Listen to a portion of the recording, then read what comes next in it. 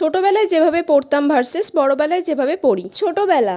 মা আজকে যদি আমি ভালো করে পড়ে নিই তাহলে আমাকে ঘুরতে নিয়ে যাবে তো সন্ধ্যাবেলা? হ্যাঁ যাবো, আগে ভালো করে তুই পড়। আচ্ছা তাহলে আজকে আমি ভালো করে পড়ে নিচ্ছি, ঠিক আছে?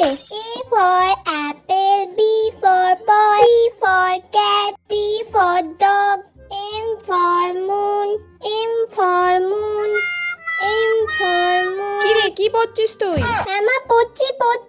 O for orange. বড়বেলা। উফ বাবা, এতগুলো বড় কোয়েশ্চেন দিয়েছে।